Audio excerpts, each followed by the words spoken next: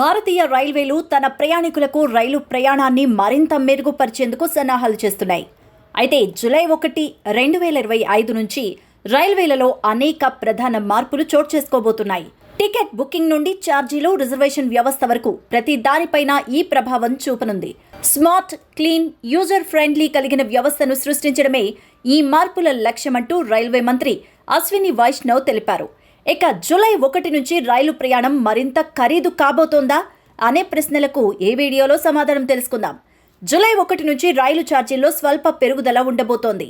మీరు మెయిల్ లేదా ఎక్స్ప్రెస్ రైల్లో ప్రయాణిస్తే నాన్ ఏసీ క్లాస్లో కిలోమీటర్కు 1 పైసా చొప్పున, ఏసీ క్లాస్లో 2 పైసా చొప్పున పెరగబోతోంది. శుభవార్త ఏంటంటే 500 కిలోమీటర్ల వరకు ప్రయాణానికి సెకండ్ క్లాస్ ఛార్జీ అలాగే ఉంటుంది.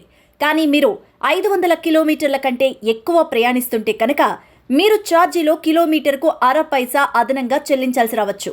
ఢిల్లీ నుంచి లక్నోకు అంటే దాదాపుగా 500 కిలోమీటర్ల దూరం ప్రయాణిస్తే నాన్ ఏసీ ఛార్జీలు పెరగవు. కానీ ముంబై నుండి ఢిల్లీకి ఎక్కువ దూరం ప్రయాణిస్తుంటే మీ జేబుపై స్వల్ప ప్రభావాన్ని చూపబోతోంది.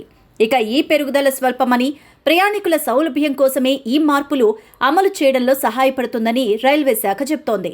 ఇక ఇప్పటి నుంచి రిజర్వేషన్ చార్ట్ 8 గంటల ముందుగానే సిద్ధం చేయబోతోంది రైల్వే శాఖ. రైల్వే రిజర్వేషన్ చార్ట్ను రైలు బయలుదేరడానికి 4 గంటల ముందు మాత్రమే తయారు చేసింది ఇప్పటి వరకు. అయితే దీనివల్ల వెయిటింగ్ లిస్టులోని ప్రయాణికులకు, ముఖ్యంగా దూర ప్రాంతాల నుంచి లేదా శివారు ప్రాంతాల నుంచి ప్రయాణించే వారికి ఇబ్బంది ఏర్పడుతూ ఉండేది. వారికి ఇతర ఏర్పాట్లు చేసుకోవడానికి సమయం ఉండేది కాదు.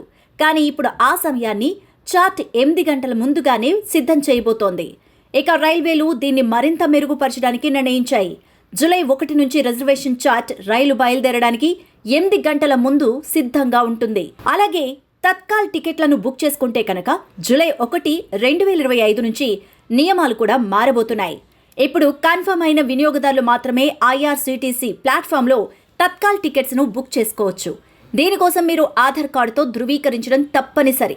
జూలై చివరి నాటికి రైల్వేలు కూడా ఓటీపీ ఆధారిత ధృవీకరణను ప్రారంభించబోతున్నాయి. అంటే టికెట్ బుక్ చేసుకునేటప్పుడు ఓటీపీ వస్తుందన్నమాట. దాన్ని మీరు మీ బుకింగ్ను నిర్ధారించడానికి నమోదు చేయాల్సి ఉంటుంది. గతంలో ఆధార్ ద్వారా మాత్రమే ధృవీకరణ జరుగుతుందని రైల్వేలు చెప్పాయి. కానీ ఇప్పుడు నియమాలను కొంచెం సరళంగా చేయడం ద్వారా ఇతర ప్రభుత్వ పత్రాలను కూడా డిజీ లాకర్ ద్వారా అంగీకరిస్తాయి. తత్కాల్ బుకింగ్లో అక్రమాలకు, బ్రోకర్ల ఏకపక్ష చర్యలను ఆపడమే దీని ఉద్దేశ్యంగా చెప్తోంది రైల్వే శాఖ. ఇక రైల్వేలు తన ప్యాసింజర్ రిజర్వేషన్ సిస్టమ్ PRSను పూర్తిగా అప్గ్రేడ్ చేయబోతున్నాయి. Centre for railway information system CRIS ఈ పని చేపడుతోంది. ఈ కొత్త వ్యవస్థ డిసెంబర్ 2025 నాటికి సిద్ధంగా ఉంటుందని భావిస్తున్నారు.